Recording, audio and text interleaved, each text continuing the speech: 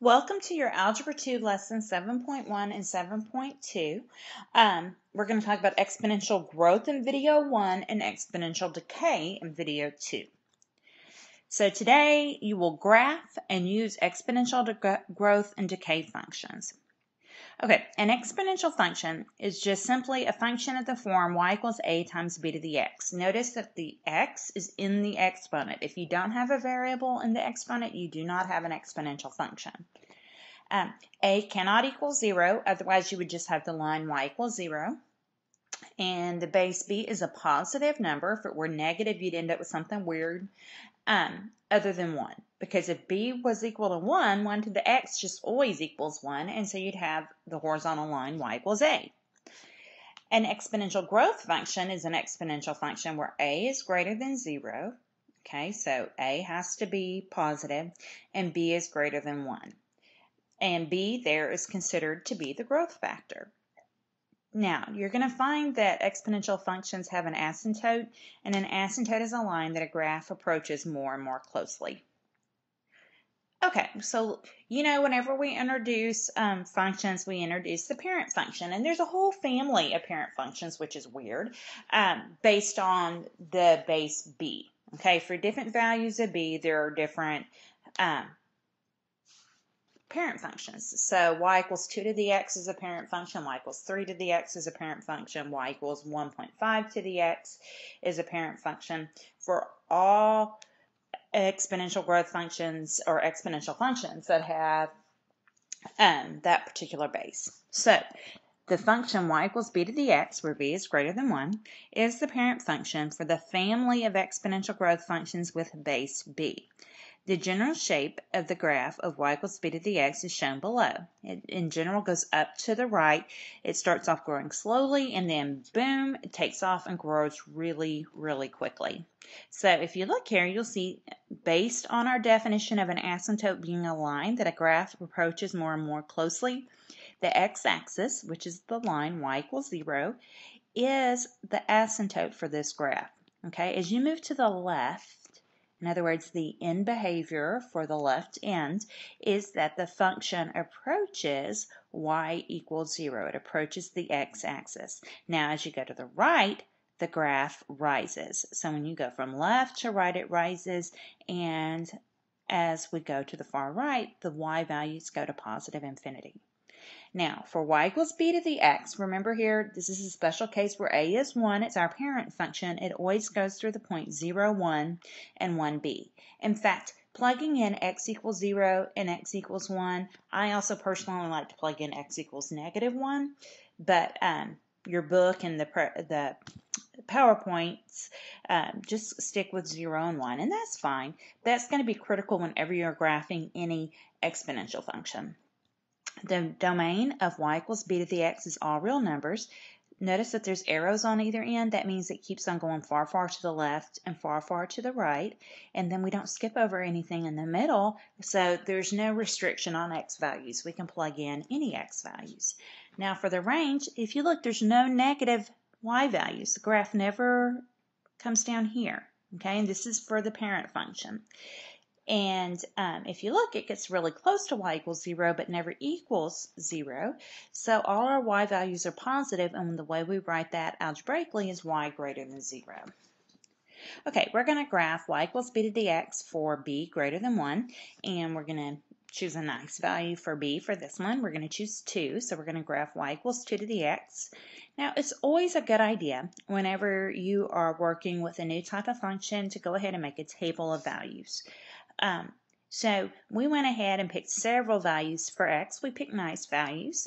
Remember, our domain's all real numbers, so there's no restriction on this. So I went with -2, -1, 0, 1, 2, and 3. And then you just plug them in. So 2 to the -2 power is 1 over 2 squared, so 1/4. 2 to the -1 power is 1 over 2 to the first, so 1/2. 2 to the 0 is 1. 2 to the first is 2. 2 squared is 4, 2 to the third is 8. So now you plot your points, and then you draw in a nice smooth curve. Okay, so you want to make sure you don't across the x-axis, you just go right above it, getting closer and closer as you go to the far left. And then you go through all these little points and you go up to the right. Now, this is our general picture for exponential growth. Okay, this is what it looks like. So you kind of need to keep that in mind. And we're always going to want to plug in 0 and 1 to get started. And we'll talk about how to get started even when there's translations in just a minute. I like to do -1 also, but that's just me. And I'll model that for you whenever we do the problems to try on your own. Okay, so for this one, we've got y = 1/2 times 4 to the x. So we're moving away from a parent function. A parent function would just be y = 4 to the x. Now we have a equaling 1/2, which is fine. It's positive. This is still exponential growth because a is positive and b is positive and not equal to 1.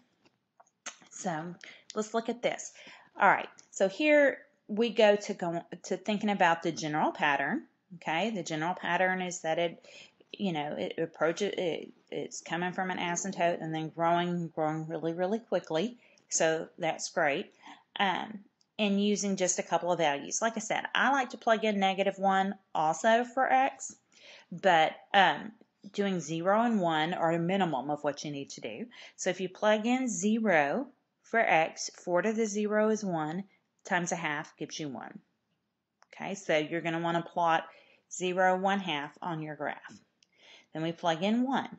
Okay, 4 to the first power is 4, times 1/2 is 2. Now, I like to plug in -1 for x as well. And so that would give me 1/4 to the first times 1/2. That would give me 1/8. So -1, 1/8. Okay, so if you look, -1, 1/8 is a reasonable value right there. Here's our 0 to the 1/2, and here's our 1, 2. And then we draw in our nice smooth function. This one has no translation up or down, so the x-axis is still our our asymptote there, and it is a horizontal asymptote for what it's worth, and that is the line y = 0.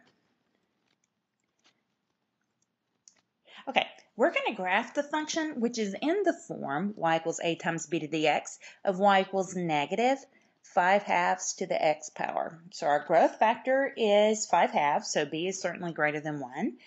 Now our value for a is -1 because of this negative right here. So this means that yes, this is an exponential function, but it's not exponential growth because of that negative. Okay, now as far as graphing goes, this means we're going to have a reflection across the x-axis.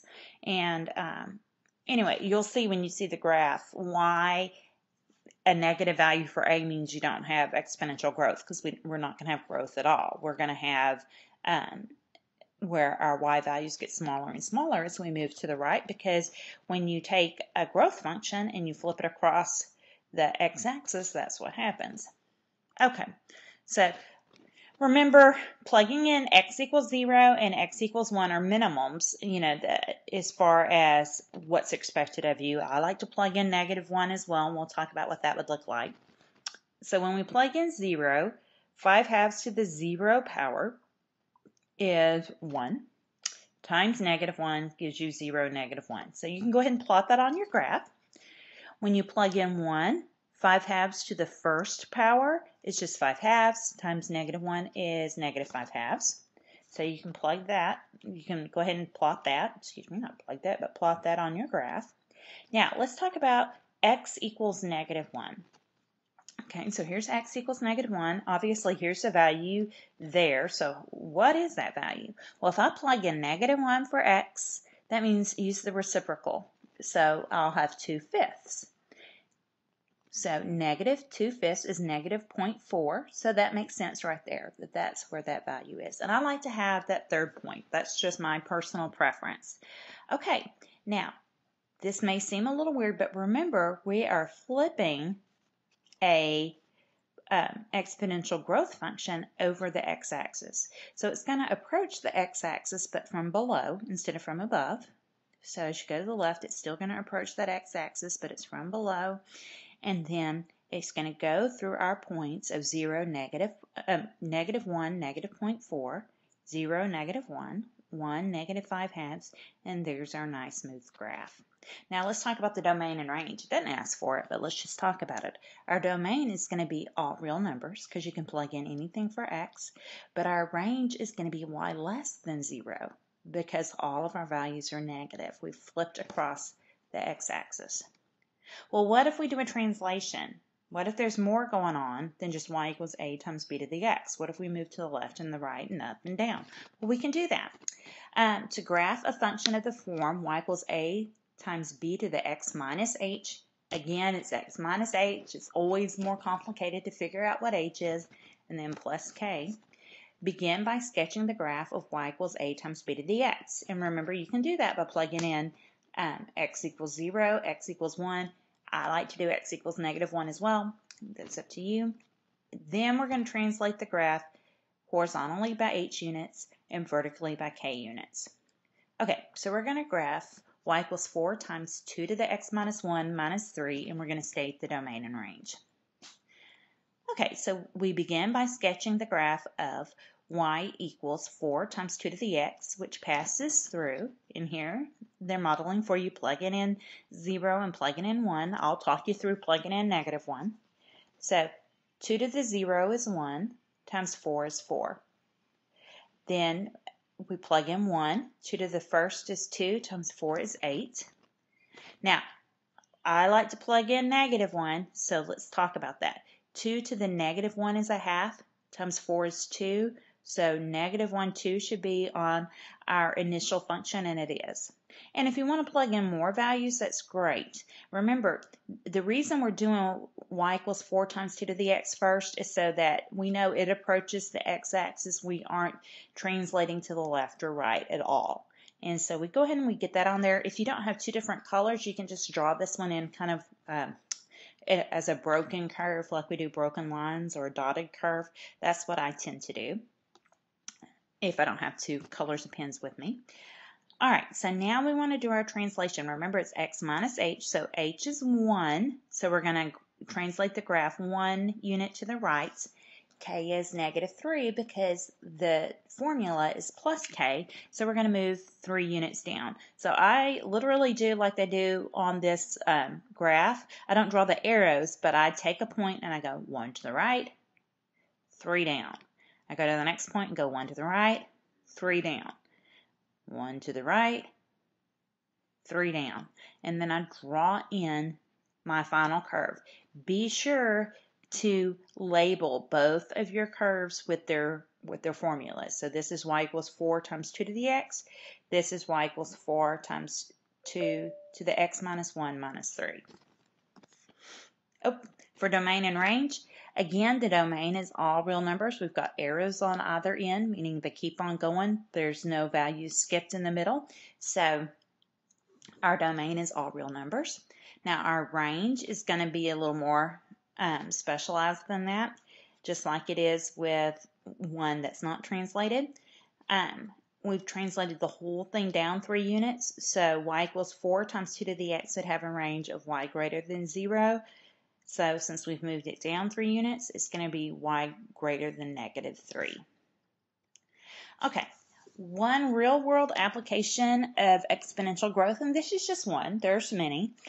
We're going to talk about compound interest. Interest on savings accounts and different financial vehicles is often compounded and not just simple interest. So you earn interest on your prior interest, which is really nice.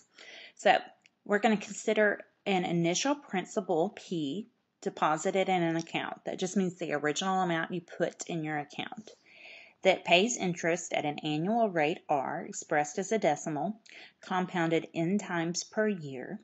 The amount A in the account after t years is given by this equation. A equals P times 1 plus R over N to the NT power. Okay, so you deposit $4,000 in an account that pays 2.92% annual interest. Find the balance after just 1 year if the interest is compounded with the given frequency. So we have quarterly and daily. Okay, for quarterly, just like there's 4 quarters in a dollar, there's 4 quarters in a year. So that means that your interest will be compounded 4 times for every year. Daily means that the interest will be compounded 365 times in a year because there's 365 days. Monthly would be 12, weekly would be 52. And so those are just things you kind of need to know. So with interest compounded quarterly, so 4 times a year, the balance after 1 year is, first thing you want to do is write the formula. You don't need to worry about memorizing the compound interest formula. You will be given that on quizzes and tests. So the formula is A equals P times 1 plus R over N to the NT. You need to make sure you know what all the values are. Your principal amount, the initial amount put into the account is 4,000. R is 0.0292. N is 4 and T is 1. So it's very important you show the substitution step just in case you do something wrong in your calculator. That way you can get partial credit. So we've got 4,000 times 1 plus 0.0292 over 4 to the 4 times 1. And again, N is 4 because the interest is compounded quarterly, which means 4 times a year. If it were monthly, we'd plug in 12. If it were weekly, we'd plug in 52. In a minute, we're going to do daily, and so we'll plug in 365. T is 1 because we're interested in the amount after just 1 year. If we were interested in the amount after 5 years, we would have 5 in for T. Now, this one is always 1 because that represents the original 100% of your principal. Okay, so this one is always 1 right here. This one is our value for T. Okay, all right, so let's simplify. And so you get 4,000 times 1.0073 to the 4th power. And then you're going to use your calculator and you're going to round at this point to the nearest cent. You don't do it any place above this, but at the very end you round to the hundredths place because we want our answer in dollars and cents. So you will have $4,118.09 after 1 year. Well, what difference does it make if it's compounded every day instead of just 4 times a year? Well, let's look. We've got the same formula. Our values, the only thing that changes is that N is 365 instead of 4. So we show our substitution step. We simplify that and we get 4,000 times 1.00008 to the 365 power. And so we use our calculator and we get $4,118.52. So for 1 year, it just makes a few cents difference, but all things being equal, you might as well go for your interest being compounded daily because you're going to get a little bit more interest. And if you were to leave this in your account for, say, 40 years, it's going to make a much bigger difference as your number of years gets larger. Okay, we're going to come back and talk about exponential decay in video 2, so I will see you then.